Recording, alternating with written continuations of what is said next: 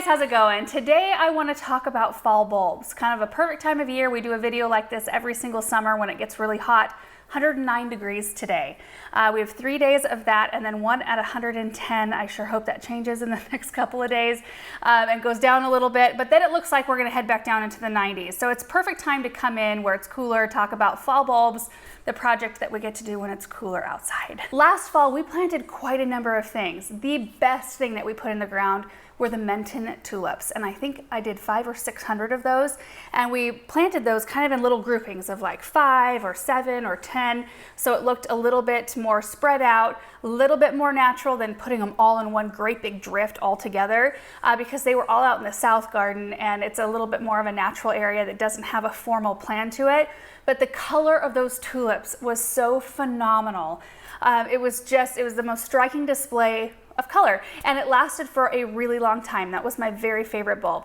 We did plant a bunch of bulbs in the orchard, so you might remember that. It was like 9,000 bulbs. It was the woodland blend from Color Blends. In fact, that's where we get the bulk of all of our fall bulbs, and we have for the last several years.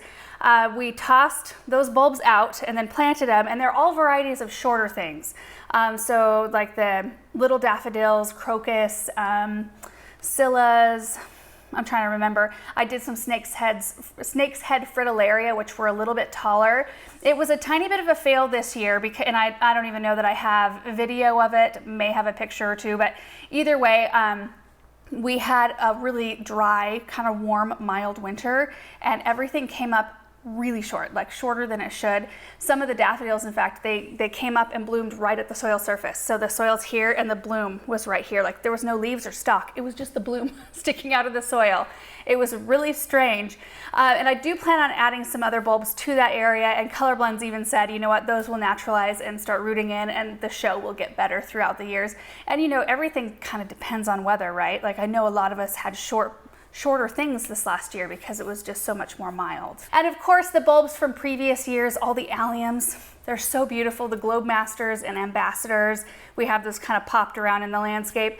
All the daffodils we planted, that was the year before last. We did a lot of Del Nassau, White Lion, Peach Cobbler.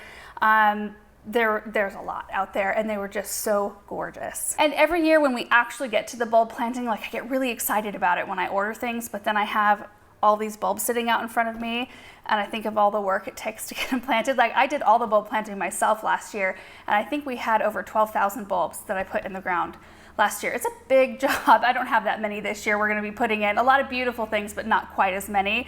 It's not a fun job to do it because it's very labor intensive and you don't get to see the results right away, but oh my goodness, it is worth it. It is so worth it to put in that time in the fall and then just get to look forward to that amazing show so early in the season. Before we take a look at my order, there are a few things I wanted to mention. The first being that we order the bulk of our fall bulbs through Color Blends, and we've partnered with them for the last like 4 or 5 years, and they offer really good prices for like bulk amounts of bulbs. So when you're trying to up your spring color game or you're developing new garden spaces like we've been doing over the past few years, it's really nice to have a resource where you can order great big quantities for a really good price. I also pick up several bulbs at my parents' garden center, and then occasionally I'll order a random like specialty bulb from somewhere, but the bulk of them do come from Color Blends. Second, we are doing a giveaway with this video. Color Blends is giving away 100 bulbs to 10 of you. It's really easy to enter. We will put all the details in the description of this video on YouTube, but to enter, you just have to comment on this video down below. Make sure you're on YouTube. That's the only comment section we're gonna be choosing winners from. And then we'll let it run for maybe 7 to 10 days, and then we will announce the winners during one of our recap videos that we put up on Sundays on our Garden Answer Highlights channel. Again, all the details will be down below. The third thing is that Color Blends has eliminated their paper catalog. This is the first year that they're all digital. Several reasons behind that. A lot of companies have been moving that way. I know the biggest reason why they have is because they can, you know, on a digital platform, you can update information in a timely fashion. So as bulbs are selling out, they can update that, so it eliminates frustration on a lot of different levels. You know, I know when I go to a website and see that a variety I really want is sold out, I just know that information really quickly, and I, you know, not putting in the order and then hearing back days later that, you know, you may not be able to get it. It's just a faster process, and you can update information easier, you can update pictures easier.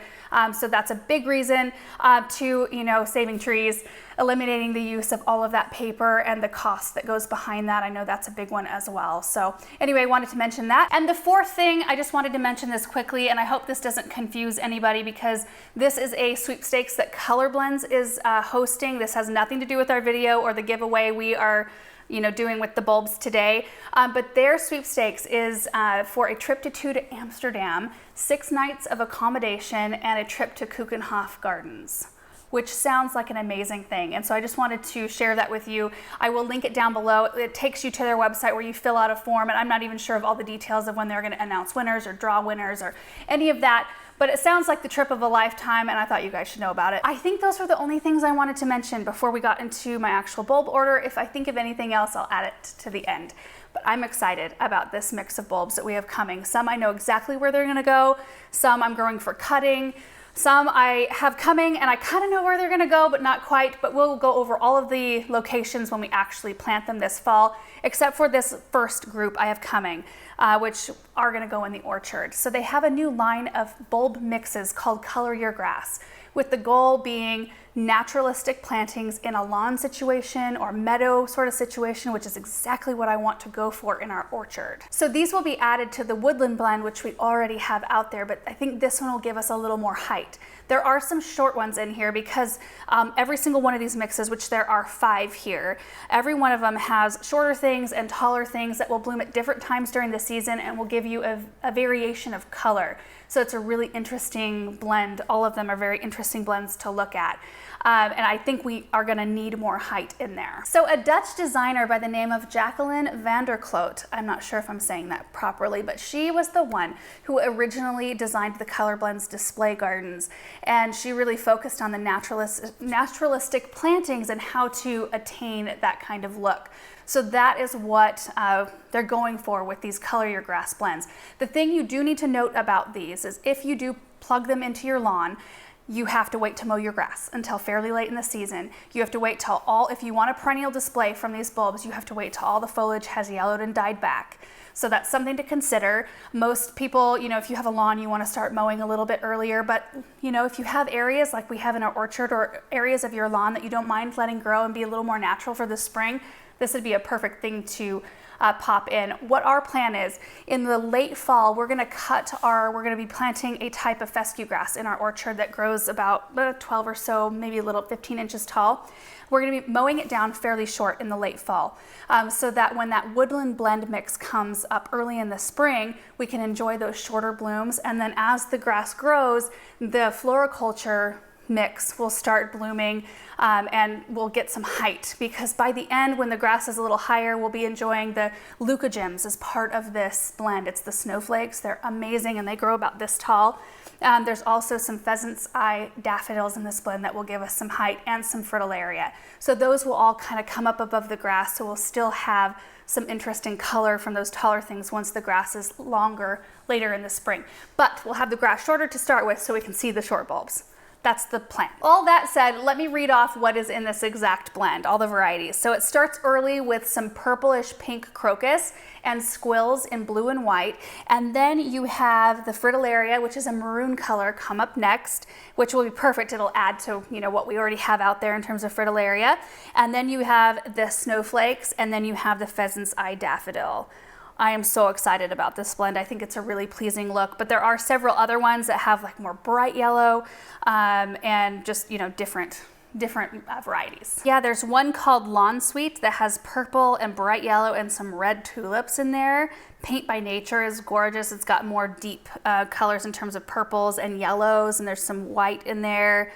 Oh, there's just so many pretty ones. Love them. Beyond that mix for the orchard, we've got 32 other varieties of bulbs coming. So let's start with the tulip category. The first variety is Best Purple, and I love this particular color because it's not too dark. It's still a very rich purple color, but it's bright enough that it shows up. Those deeper colors are gorgeous, but they don't quite like jump out at you as much as a brighter color does.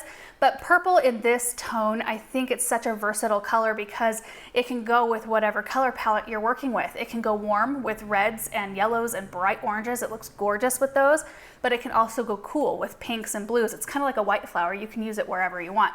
It grows about 20 to 22 inches tall, and it's supposedly a very dependable tulip. Tulips as a whole aren't usually as good at naturalizing and coming back as regularly as daffodils will for you. So I'm hoping that this one is a dependable one in our area because it's gorgeous. And that one blooms mid-season. You'll notice if you get on the website and look at a bunch of different varieties, it will give you kind of a bloom time, what part of the season you can expect to see color.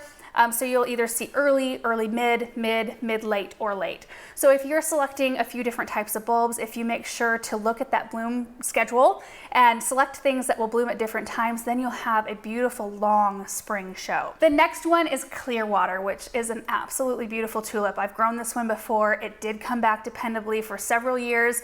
It was up in our front flower bed where the old lilac was. I planted them in groups, like kind of scattered around in the flower bed, so it just looked a little bit more natural. When they first come out, they have just the slightest tinge of yellow, but then they quickly turn this pure white. They were so incredibly striking. It also grows upwards of like 2 feet tall, so it really stands out in a flower bed, and it blooms mid-late season. Next one is Johan Cruijff, which was named after a Dutch soccer player and manager, which I don't know an awful lot about him, but this tulip is beautiful. It's a lily type, and it's got a very definite striking structure to the petals. It's got kind of like pointier petals and beautiful colors. So it starts off this really soft creamy yellow, and then it gets kind of a pink cast, and then it finishes almost white. So you get 3 different colors in this one tulip. A little bit shorter, this one grows about 14 to 16 inches, so a little bit better for maybe toward the front of a bed, and it blooms mid-season. The next variety is the one I ordered the very most of, and I'm unsure exactly how to pronounce the name. They say it's something close to Sanne. It's spelled S-A-N-N-E. Either way, the most gorgeous two-tone pink blooms. So a deep rosy pink with a kind of softer pink edge, and there's something so striking to me about it. They grow about 20 to 22 inches tall, bloom mid-season, and they say they make an incredible bouquet, which I'm sure they do. I'm not planning on planting these out in the cut flower garden for cutting specifically. I do have a destination for these in mind, but that's always exciting to hear. Next one is Angelique, which is a classic double tulip, which is a soft pink and white. Very fluffy and frilly. They grow about 14 to 17 inches tall, and they bloom late in the season, but they are so striking and so delicate looking. I've got 1 patch of Angeliques. I don't even know how I haven't managed to plant more of these through the years, but I really wanted to get a few more in the garden, so I'm excited about that one. The next one is Aviron, and I'm not sure I'm saying that right. Aviron. It's another double tulip. I've grown these before. In fact, I think I planted 300 of these in one of our flower beds that kind of leads up to our kitchen area. It has kind of proven itself to not be super dependable at coming back as thick as it was the year before, and that's why I want to put more in. Absolutely worth growing though, even though it's not a super great one at naturalizing. It's so beautiful. They say in the description it's kind of an antique-y pink, but you know, I've grown labella pox as well, which have a very similar structure. Labella pox to me have a very antique, very smoky mauve pink color. Avirons are much brighter and more clear pink. They're just absolutely gorgeous. They grow about 18 to 20 inches tall, have really thick, sturdy stems, and they bloom late in the season. The next variety, Blushing Lady, is one I've also grown before, and it creates quite the presence in the garden. It grows about 30 inches tall, and the flowers themselves are really big too. I don't know how many inches tall the flowers are, but pretty good size. And they say if you've got several of them planted together, when those flowers are open, they look like a flock of exotic birds that are ready to take off from your garden, and they do. They're really an interesting sculptural shape. The petals are kind of pointed, and they're a pale yellow color, but the outer parts of the petals are kind of brushed with this kind of medium clear pink. They're just so striking. I just love that there are varieties that get this tall, because if you are wanting to back plant, like for example a boxwood hedge, if you've got a boxwood hedge or something like that, you've got something at the edge of your border but you want some of that interest back further, you've got some varieties that get so tall that they will create that spring color back further in a border, and they bloom mid to late season. Next is Dordogne, which is a beautiful, really saturated orange and pink colored tulips. Sometimes they take on a more salmon vibe. Sometimes they look a little bit more peach. It kind of just depends on the lighting of the day. But they're a beautiful, very clean, structured tulip. They grow about 23 to 25 inches and bloom late in the season. They're really, I love this color in the garden, really beautiful. And then there's Menton, which I mentioned at the very beginning of this video. We planted a bunch last year and enjoyed them so much that I ordered a bunch more to plant this fall. This one is kind of similar to Dordonia, but it's kind of a reverse in color. The Dordonia is more orange and Menton is much more pink, but Menton has like little orange brush on the edges of the petals, so it gives it a little bit of dimension. But these flowers are huge, they're striking, they last a long time. They grow about 2 feet tall and they bloom later on in the season. The next one is a variety of wild tulip called Lady Jane. These are a lot smaller, so about 10 to 12 inches tall. They naturalize really well, and they're interesting in that they open up flat, like they open up wide and flat in the sun, and then at night they close up and they look kind of like these little torpedo flowers. My parents have a drift, not of this exact variety, but something near to this, and they're just so beautiful, and it's fun to kind of watch that show, the open and close of the blooms. And these have a bright white, like crystal clear white on the inside, and then the outer part of the petals are brushed with a really deep rose pink color. The next one is another type of wild tulip, and I have absolutely no idea how to pronounce the name. Preston Shogun is my guess. They are very unique looking tulip. The color is kind of like this pumpkin color with red speckles. They grow about 11 to 13 inches tall and bloom early to mid-season, but they also have several blooms per stem, so they kind of form a little bouquet in and of themselves per stem. I think that's really neat. I'm excited about trying this one. Next one is Akebono, which I have some planted at the base of our big angel statue. It lasted for several years. Like, I want to say that it lasted really strongly for about 3 years, and I think over the course of maybe last winter when it was so mild and warm, they just didn't come back quite as nicely this last year, and I'd like to add some more because they were so beautiful right there. They're a huge flower, huge, and they're kind of this pale yellow that have striping of on the outer part of the petals. You'll see little stripes of red here and there, like peach color, and then a little bit of green. They just are so graceful looking. I guess their name, roughly translated, means bright sky at daybreak. And they grow about 20 inches tall and bloom mid to late season. Next is a mix of tulips called Beaujolais, which is a blend of both single tulips, the singles that have the pointier petals, the semi-doubles, so it's a really beautiful mixture of texture. And there's different heights going on, but you've got pink, mauve, white, and then a pale yellow. And I think it's such a bright, I think that addition of that yellow in there just gives it kind of a punch, and it's a beautiful blend. They range in height from 16 to 22 inches and will bloom from mid to late season. And the last variety of tulips we have coming is called Hella Lights, which is a late blooming, about 2 foot tall yellow tulip. And it's just a very pleasing yellow color. It's not like really pale, but it's not on the orange side, if that makes sense. It's just kind of a beautiful, like maybe a saturated lemon color. So that does it for tulips. Let's talk about daffodils. I have 7 different varieties coming, starting with Starry Night, which is a blend of 3 different types of daffodil that are all white. And I love the way they describe this one. They say yellow, yellow everywhere, fine and good, but white allows the designer to set a different mood, clean, serene, and restrained, which I love that. Again, like we talked about before with purple being so versatile, white is also so versatile. You can use it in whatever color palette, you can pop it anywhere and it looks good. So this blend grows anywhere from 14 to 18 inches tall and blooms in the middle of the season. Next variety is Avalanche, which is a super old variety, like over 100 years old, and it's been called different things throughout the years. I think in the South, they say it's called 17 Sisters, and that's because each individual stem will have lots of blooms on it. So it can have anywhere from 8 to 10, 15, maybe 17 blooms per stem. And I mean, being 16 inches tall, that's already a decent size. And then you add all of those blooms on one stem. I'm excited to see the show. I've never grown this variety before, but it's a soft creamy white with a pale yellow cup in the center. I think they're beautiful. It says that they do have a strong scent. So this is one that I'm going to purposely, because I'm not a huge like paper white, which is in Narcissus as well. I'm not a huge fan of that smell. And I have grown some other fragrant daffodils that kind of have that same vibe. So I'm going to place this one on purpose, not like near a doorway or a walkway. It'll be, you know, out in the garden somewhere else.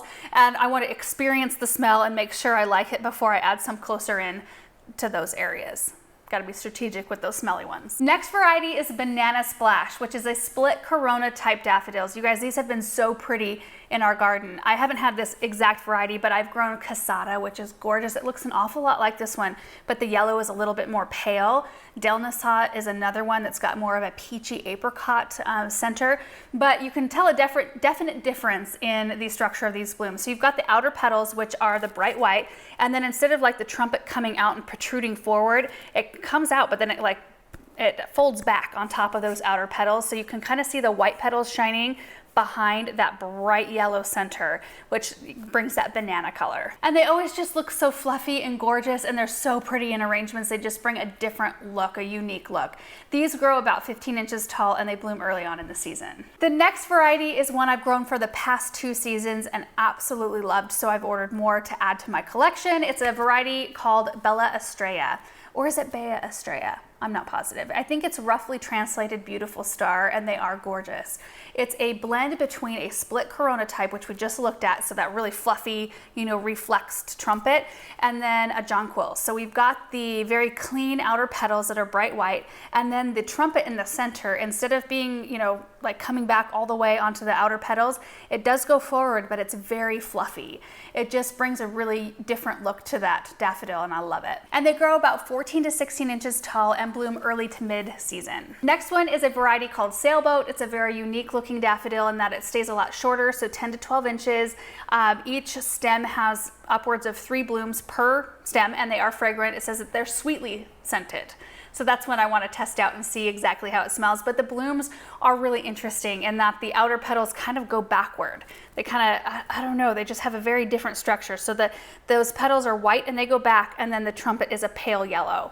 And they look really beautiful. Like the picture that they show is planted with muscari, so that deep purple, and then the really beautiful white with that pale yellow. Such a pretty blend. I might have to do that in our own garden. And they bloom early to mid-season. The next one is Thalia, which is actually really good for those of you who live in a warmer climate. So those of you in deep south, something that you want to have come back year after year. A lot of these bulbs need a lot of cold in order to form their buds and bloom productively the next season. This is one that you can get away with warmer climates and have it still perennialize and still come up for you.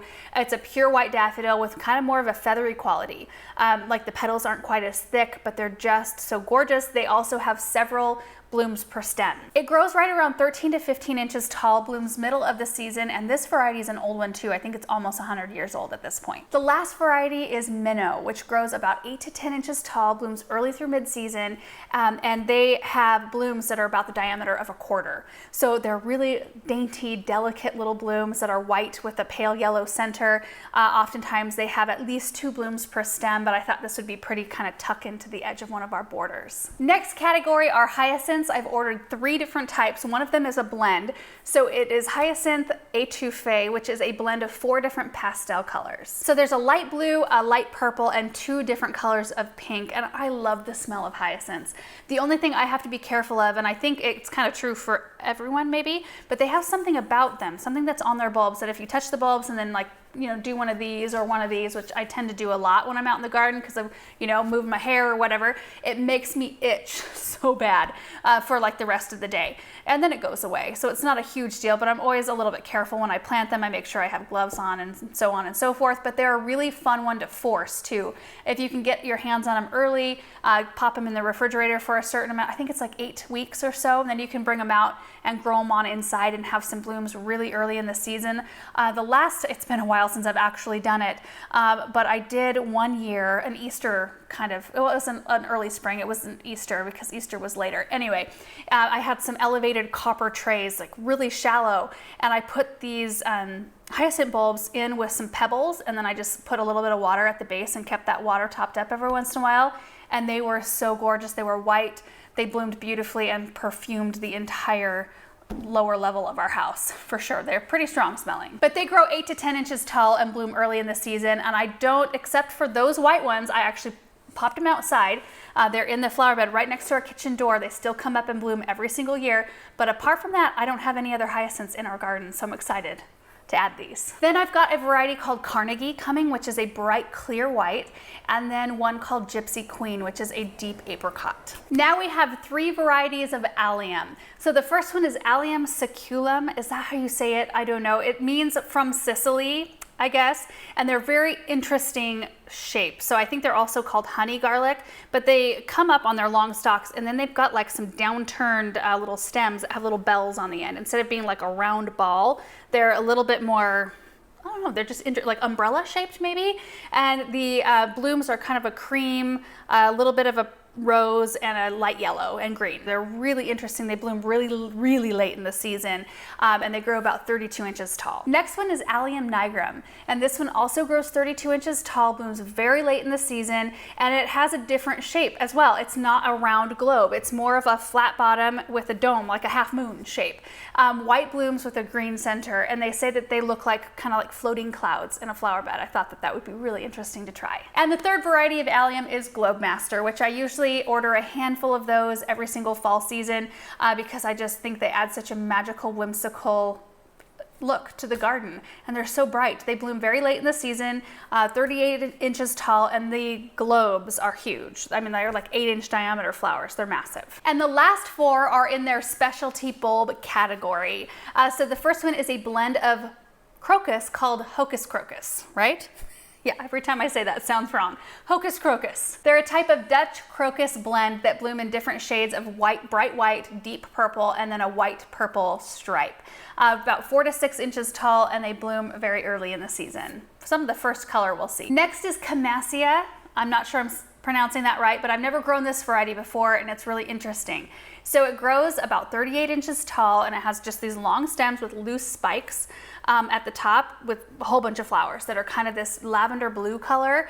And I guess they thrive, well, they look the most effective when they're planted in groups together, and they thrive in really moist soil.